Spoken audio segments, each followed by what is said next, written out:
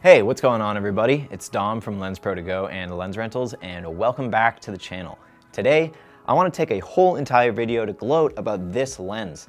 It's the Sigma ART 85mm DGDN, a new art lens designed specifically for full-frame mirrorless cameras. I think this thing has a lot of potential. It seems like the perfect portrait lens, although I want to put it to the test in several other ways too. So, in this video, I'm going to go over the build of this lens, talk about what's new with it, draw some differences from the old 85mm HSM, and of course, I'm going to show you a whole bunch of photos and video I was able to get with this lens, so you can see just what I mean when I say that this might be my favorite lens that Sigma has ever made.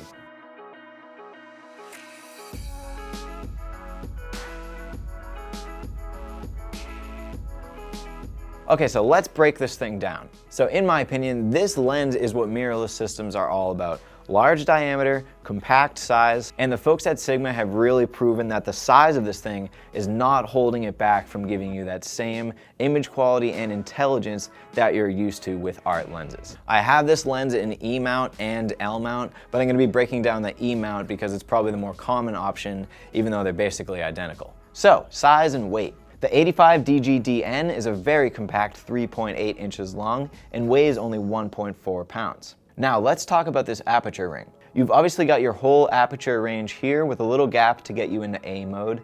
And we've got some hardware for this aperture ring too on this lens, like this switch to toggle clicking on the left side, and on the right side there's a locking switch that will either lock the ring in A if it's set there, or lock you in your stopped range.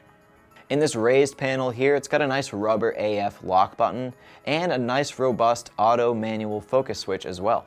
As for the mount, it's got a brass bayonet. I'm pretty sure these contacts are all the same as previous art lenses, and as you can see here, the mount is weather sealed. And just feeling this lens, you know you're getting that Sigma Art build quality. It's got those nice ridged hard rubber grip areas, firm response on those buttons and switches, and really lovely smooth response while operating those rings. So with all that being said though, let's talk about some things about the DGDN that you can't tell just by looking at it. Inside the DGDN, we have a completely new optical design. It's got 5 low dispersion elements in combination with aspherical and high refractive index elements. So I'm of course expecting this lens to be pretty sufficiently sharp, and I'm also expecting that great color rendition that I've always loved in art lenses. Also, there's some new coatings at play here which should reduce flares and provide more clarity in high contrast lighting situations. Lastly, for optics, it's got 11 aperture blades, and I think that's going to give me some nice smooth bokeh when I head into the city later.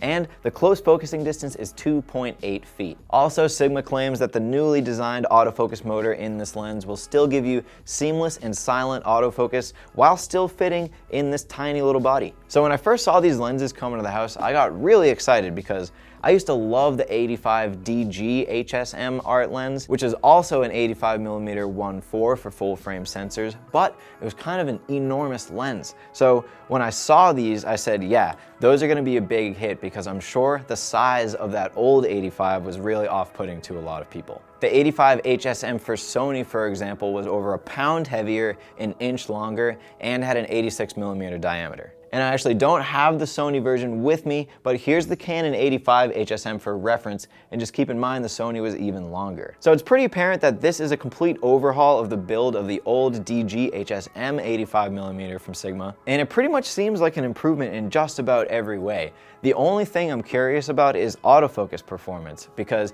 in the 85 HSM, that was pretty much its claim to fame. But it's been years since that came out, and I wouldn't be surprised if the folks over there at Sigma found out a way to get that autofocus performance from that lens into a tiny body like this. So I'm gonna keep things like that in mind while I take these lenses out to test. And I say lenses because I have the 85 DGDN in E mount, which I'm gonna put on the Sony a7S to get some video, and L mount, which I'm putting on a Leica SL2 to get some high resolution stills. So I think I've talked about this lens enough. Now I'm gonna take some stills and video using the 85mm 1.4 DGDN art lens from Sigma.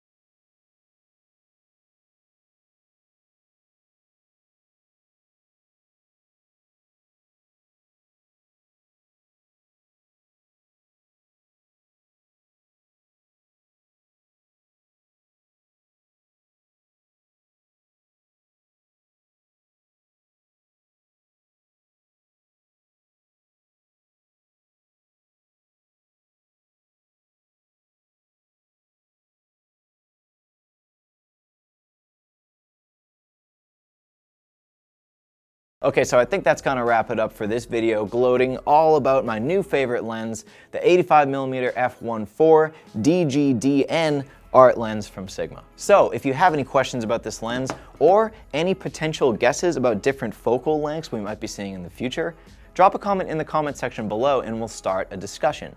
Also, if you liked this video, hit that thumbs up button down below to let me know you liked it. And if you're not already, subscribe to the channel. And if you are subscribed, you can hit that little bell button down below to be notified whenever we post new content, which is every week. So take care, and we'll see you in the next one.